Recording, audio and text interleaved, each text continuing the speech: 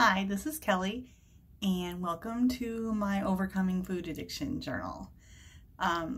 So where I left off was I was trying to do a 100-day juice fast, and I made it 47 days and broke that fast on a vacation in Mexico. And when I got back from vacation, I immediately started the fast again, went about 8 days, and stopped again because I had developed a horrible distaste for the juices, and I was going hungry and I was just miserable. And I've always said that I wasn't going to do anything that wasn't, that where I would go hungry or where I would be, like really feel like I was suffering doing it, because I just don't understand like why I would do something like that or how it would have a positive long-term impact on me. So it's been nearly 3 weeks. So on Monday, it'll be 3 weeks since I started my whole food plant-based diet. And in that amount of time, let's see, I feel like I've got this weird shadowy thing going on, but whatever, I'm gonna have to figure it out later. So in that time, I have gained 5.2 pounds. And what I find interesting about that is I expected to gain about 5 pounds. Like once you have food in your, like all the way through your intestines and stuff, that was sort of the expectation. But I thought that would happen like the first week. And then after that, I would just gradually start to, go back down again. And I really only gained less than 4 the first week. And then I gained more the second week, and it's just sort of continued. I think it's stopped now, but there hasn't been any loss, and it's quite possible that I just haven't waited long enough, and that I would start going down again if I continued on.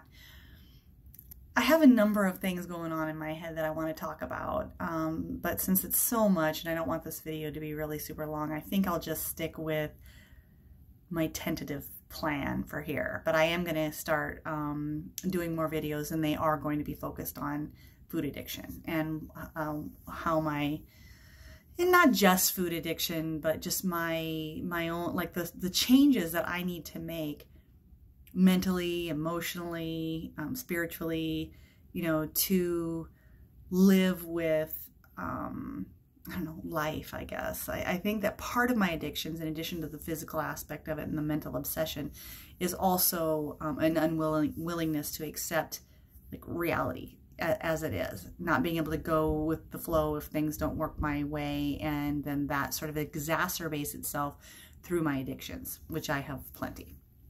So anyway,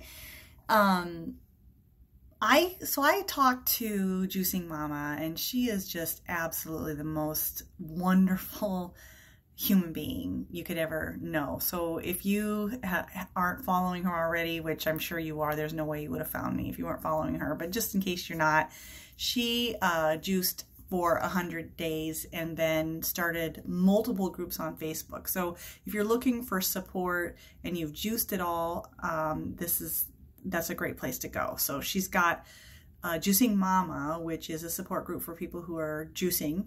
And then there is Liquid Carrot, which is a support group for people who are juicers, but are also, once they've finished a juice fast or juice feast, they want to be a raw food vegan.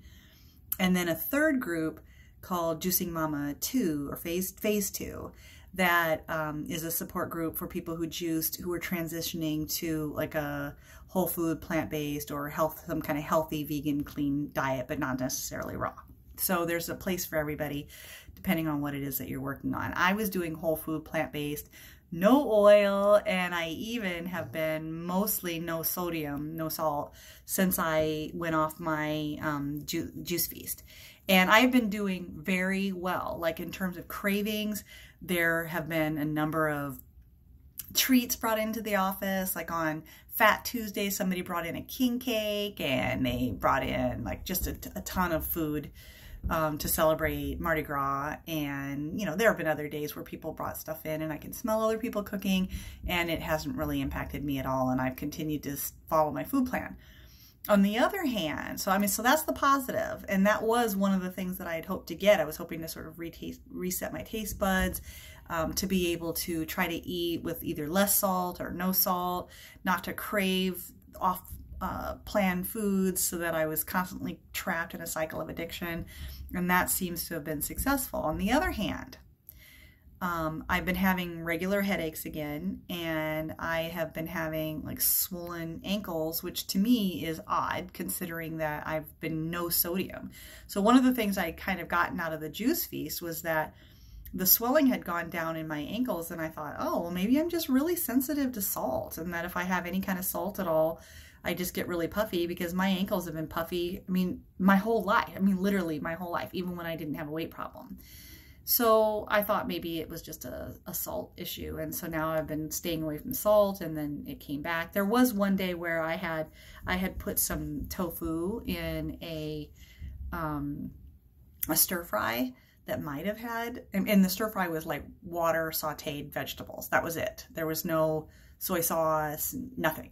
So I just eat it plain with the steamed vegetables, water sauteed vegetables over steamed white rice. It's white rice because it was in a restaurant that they only have that. But anyway, so I don't know. Anyway, so one of the things that I talked to Juicing Mama about was, she had suggested, well, why don't you try like a shorter juice fast? And my biggest worry is I don't want to get into or develop an unhealthy relationship with juicing, where I'm just bouncing up and down, where I gain weight, and so I juice, and then I lose weight, and then I start eating food again, and then I gain weight, and so then I feel like I have to juice again. And my concern was, like, since I've been following my food plan exactly, I mean, in terms of the types of food. Now, it is possible that I was overeating, and I'm on a starch-based diet, if you're ever curious about like a whole food plant-based starch that's starch-centered. Dr. John McDougall is the sort of the guru of that who I've been following and for many years, and have actually collaborated on a manuscript with him where we evaluated all of his patients that have ever come through his 10-day program and looked at how their biomarkers improved, and within 7 days almost all of them went off their diabetes medication, their heart blood pressure medication, and their cholesterol medication. So you can always read that in the Journal of Nutrition. Dr. John McDougall is the last author, I believe. And anyway, and I did the analysis for it. I was the analyst. So anyway, that's always been the plan that I followed. So by the time I decided to start whole food plant-based, I was like pretty miserable and had been really hungry for the last few days. And it's quite possible that rather than listening to my body and determining that how much I needed for hunger, I just kind of went right back to the same portions. Like when my husband and I started making food again, we just made it exactly like we made it before, except I didn't put any sauces on anything and made sure that there was no sodium on it. So it's quite possible that I just started overeating right from the get-go, and that could be partly why I haven't lost any weight. So I have a plan for that as well. But so after speaking with Trisha, I was like, well, what's going to be different then? You know, am I going to go from, you know, just go back juice for a week and then lose 5 pounds and then go back to my plant-based diet and then gain the 5 pounds back and then around and around and around? And how is that going to fix the headaches and the swelling, you know? So she had recommended that I try like a short juice feast, either 7 to 10 days, and then transition into raw from that point on, and then possibly maybe one cooked meal a day after that. And so anyway, I've been giving this a lot of thought, and I've decided starting tomorrow I'm going to do a 1-week juice feast, followed by, and I'm going to say raw, but really I think it's more accurate to say no starch. So I won't be having any starches. So it could be, I may do some cooked vegetables, but I think I'm going to try mostly raw just because they've got all these really great recipes and there's cookbooks and stuff, and I've never eaten raw, so I feel like it'd be kind of fun. I think it might be kind of fun.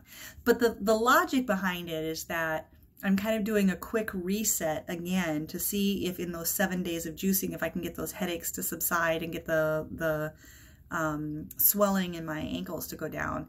That perhaps, you know, it's possible that this is a food sensitivity as well. And this way I'm kind of resetting by going back to what I was having before I transitioned back to food, then do predominantly, vegetables. I could do smoothies, stuff like that, and then introduce starches one at a time after that. So like maybe just do potatoes or just do rice or something, I'm not sure. And then also do it in measured amounts. So there's two issues that I'm going to be focusing on. One is, do I have a food sensitivity that is causing my headaches and swelling in my extremities? And then the second issue is, was I overeating? And was I overeating just because I was free feeding or whatever, where I was just cooking too much? And if I had made less and then maybe just eaten more vegetables or had an apple after I was done eating, that kind of thing. Because I'm sort of a clean your plate clubber. So if you hand me a plate that's filled with food, I'm just going to keep eating it until it's gone. And so it's quite possible that if I had less rice on my plate, I'd just, stop. I don't know. So that's what I want to do. So that's the plan. So 1 week on juicing, and then I'm thinking maybe 2 to 3 weeks doing raw vegan. I mean, it's always going to be vegan, and it's always going to be like whole food, plant-based, no oil. I'm not going to have oil no matter what plan I follow, because I do have a sensitivity to oil. And I don't know, I'm not saying I'm going to be absolutely no sodium, but I really enjoyed the food without any salt on it. So why add it if it doesn't need to be in there? So that's kind of my plan right now. And then tomorrow I am going to make another video because I want to talk about this race that I did this morning. It was my first race of the year and getting back into running again. And it kind of gets back to a talk I did on like sort of temperament versus behavior, and the lessons that I learned this morning. I want to share with everybody. But I just thought I have so much to say about what I've been doing the last few weeks and what my new plan is that I figured it's already 12 minutes long. So anyway, I'm glad that you guys are all here, and I am going to start making more videos, and I am going to be focusing on the steps that I'm taking through food addiction, or to get through food addiction, and in addition to, what things I'm doing, in my life, and the work that I'm trying to do on learning to accept reality. So keep coming back.